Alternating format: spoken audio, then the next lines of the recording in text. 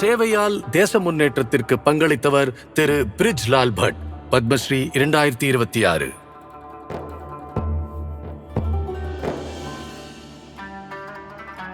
இவ்விடத்தை உலகம் பூமியின் சொர்க்கம் என்று அழைக்கிறது. ஆனால் இந்த அழகிய நிலம் தனது சொந்த மக்களே பயத்தால் வீடுகளை விட்டு வெளியேறிய காலத்தையும் கண்டிருக்கிறது. அது 1990. வீடுகள் ஒரே இரவில் வெறிச்சோடிய காலம். பலரும் வெளியேற தீர்மானித்த நேரத்தில் பிரிஜ்லால் பட் அங்கேயே தங்க தீர்மானித்தார். என் மனசுல ஒரே ஒரு விஷயம்தான் இருந்தது. என்னால காஷ்மீரை விட்டு போகவே முடியாது. எங்களோட நோக்கம் எளிமையானது. மனுஷங்களுக்கு சேவை செய்வதும் தேச முன்னேற்றத்துக்காக பாடுபடுவதும் தான் அது. இந்த எண்ணம் அவருக்குள் சிறு வயதிலேயே உருவானது. அனந்த்நாகில் ஒரு பெரிய கூட்டு குடும்பத்தில் வளர்ந்த பிரிஜ்லால் பட் காஷ்மீரின் ஆன்மீக ஒற்றுமையை தினமும் பார்த்து வளர்ந்தார். இந்திரநாக் ஊற்றிலிருந்து குருத்வாரா வரை, தேவிபால் கோவிலிலிருந்து ரிஷி சாஹிப் தர்கா வரை பல மதங்களும் பல பாரம்பரியங்களும் இணைந்து வாழ்ந்த அந்த சூழல் அவரை ஆழமாக பாதித்தது. இந்த நல்லிணக்க மனப்பான்மை, இந்த கங்கா ஜமுனி பாரம்பரியம் பின்னாளில் அவரது வாழ்க்கை பயணத்தின் நோக்கமாகவே மாறியது.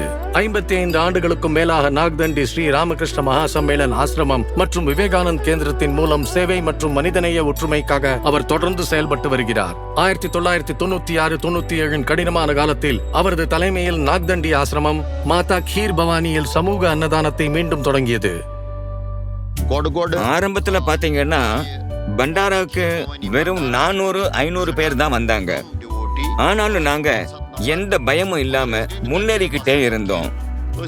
எல்லா சவால்கள்லையும், எந்த விதமான சவால்கள் வந்தாலும் சரி, எல்லா சவால்கள்லையும் என்னுடைய மனைவி எனக்கு உறுதுணையா இருந்தாங்க.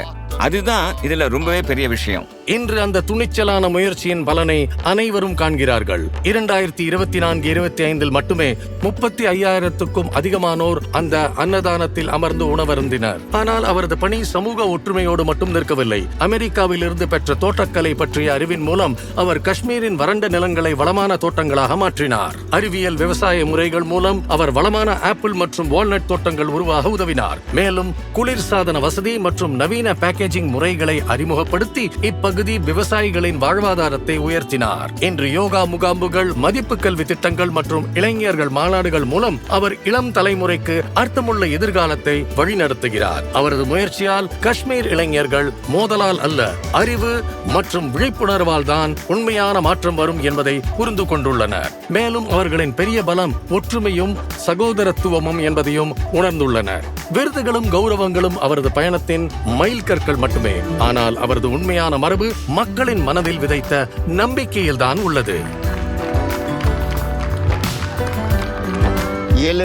இளைஞர்களுடைய சக்தியும் பெரியவர்களுடைய அனுபவ ஞானமும் சேரும் நாள்ல காஷ்மீர் மறுபடியும் ஒரு அழகான பூங்கொத்து மாதிரி மலரும். அதுல சந்தேகமே கிடையாது. அவரது பயணம் இனி தனிப்பட்டது மட்டுமல்ல, அது வருங்கால தலைமுறைகளுக்கு தொடரும் ஒரு இயக்கமாக மாறியுள்ளது. ஸ்ரீ பிரிஜ்லால் பட், பத்மஸ்ரீ 2026.